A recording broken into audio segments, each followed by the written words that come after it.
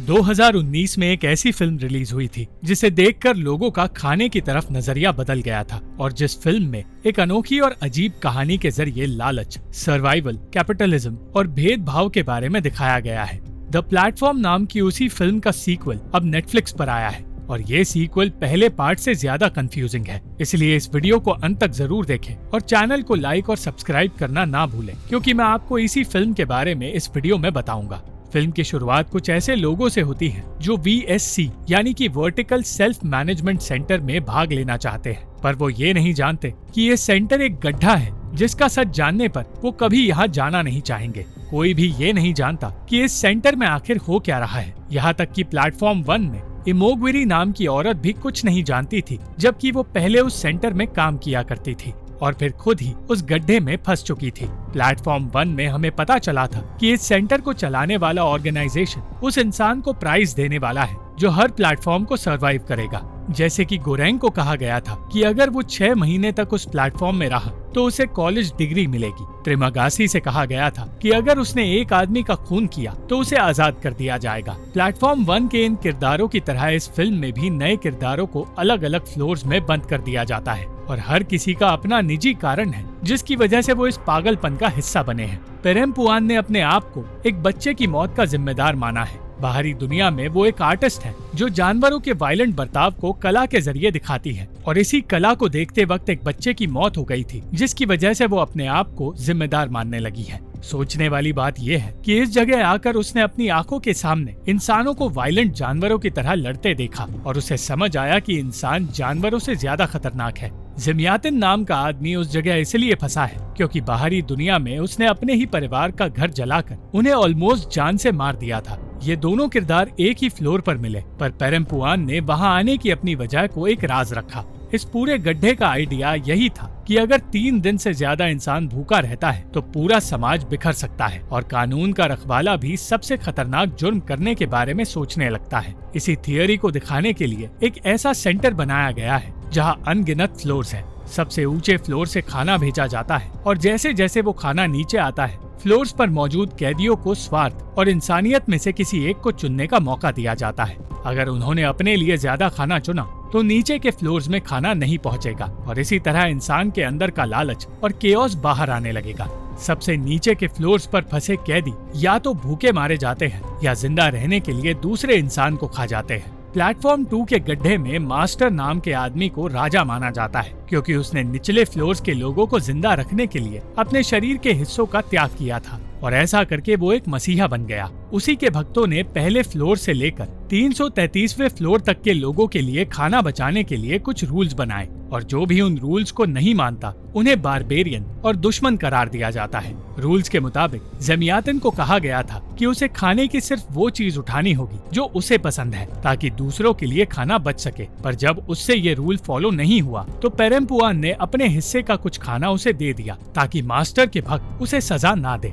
भक्त उन बारबेरियंस के साथ जंग लड़ते हैं जो रूल्स फॉलो नहीं करते और जो भी इस जंग में मारा जाता है उसके हिस्से का खाना छूना मना है क्योंकि मुर्दों के हिस्से का खाना खाकर वो लोग दूसरों के साथ नाइंसाफी करेंगे। पर ज़िमयातिन ने ये रूल तोड़ दिया और एक मुर्दे का खाना खाकर वो भी एक बारबेरियन बन गया।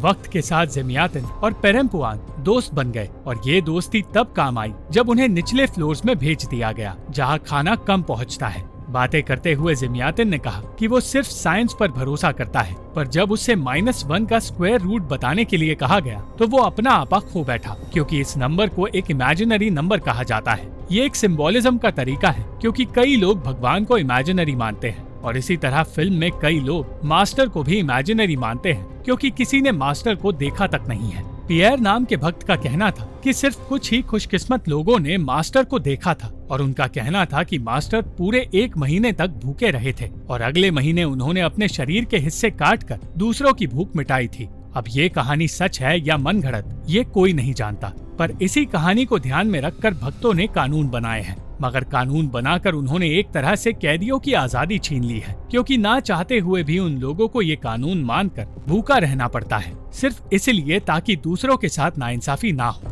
ऐसे कानून सिर्फ तब चलते हैं जब एक सिस्टम मौजूद हो, मगर इस गड्ढे में कोई सिस्टम नहीं और बिना सिस्टम के किसी भी कानून को पालने से तबाही हो सकती है। भक्तों का लीडर बॉबी इस तबाही का सबसे बड़ा एग्जाम्पल है, क्योंकि वही कानून बना रहा था और कानून तोड़ने वालों को खुद ही सजा दे रहा था। जब पेरेम्पुआन ने गलत के खिलाफ आवाज उठाने की कोशिश की, तब उसका एक हाथ काट दिया गया। और अगर बॉबी सचमुच हर किसी को जिंदा रखने का इरादा रखता, तो वो उन लोगों की सोच और उनके फैसले को समझने की कोशिश करता, जिसका मतलब ये है कि भक्त और खासकर बॉबी सिर्फ उस सेंटर पर राज करना चाहते हैं। यह सब कुछ असल दुनिया के डिक्टेटरशिप को दिखाता है, जहाँ एक लीडर की हर एक बात और उसके बनाए हर एक कानून को अंधों की तरह फॉलो किया जाता है और कोई भी उनके खिलाफ आवाज नहीं उठा सकता। इसी तानाशाही और डर का शिकार ज़ेमियातिन हुआ, जिसने अपनी जान दे दी क्योंकि उसे लगा कि दूसरों का खाना खाने से उसे एक डरावनी सजा दी जाएगी। अपना हाथ खोने के बाद दूसरे कैदी के साथ मिलकर पेरेम्पुआन ने वहां से निकलने का प्लान बनाया। प्लान के मुताबिक निकलने का सबसे सही वक्त तब होगा जब सेंटर के लोग कैदियों को एनेस्थीसिया गैस देकर सुलाते हैं, ताकि वो लाशों को अपने साथ वहां से ले जा सके और लाश होने का नाटक करके वो वहां से निकल पाएंगे। पेरेम्पुआन का कहना था कि उन्हें उसकी बनाई एक पेंटिंग ढूंढनी होगी और उसी के खोज में वो अलग अलग फ्लोर्स पर जाकर बारबेरियंस को ढूंढने लगी, ताकि वो बॉबी के खिलाफ लड़ सके। पेरेम्पुआन का प्लान काम कर गया, उसे पेंटिंग भी मिल गई और उसने भक्तों के साथ जंग लड़कर बॉबी को मार भी दिया। पर मौत से पहले बॉबी ने कहा कि उसकी इस हरकत की वजह से ये गड्ढा हमेशा के लिए केओस से भरा रहेगा। पेरेम्पुआन की साथी तो सजा की वजह से मारी गई, पर पेरेम्पुआन ने एक पेंटिंग निगल ली, जिसकी वजह से उसे उल्टियां होने लगी और जैसे ही वो बेहोश हुई, सबको ऐसा लगा कि उसकी मौत हो गई है। उसे लग रहा था कि लाशों को सेंटर से बाहर फेंक दिया जाता है, पर असल में लाशों को गड्ढे के सबसे निचले फ्लोर में फेंक दिया जाता है। उस निचले फ्लोर पर गिरते हुए बार बार सर टकराने से पेरेम्पुआन को गहरी चोट भी आई, पर किसी तरह वो बच गई और आंखें खुलने पर उसके सामने कुछ अनजान लोग आए, जिनमें से एक इंसान बिल्कुल ज़ेमियातिन की तरह नजर आ रहा था। और इससे हमें ये समझ आता है कि सेंटर के सबसे निचले हिस्से में वो लोग रहते हैं जिनकी उस सेंटर में मौत हो गई है, और इसका मतलब ये है कि पेरेम्पुआन की भी मौत हो चुकी है।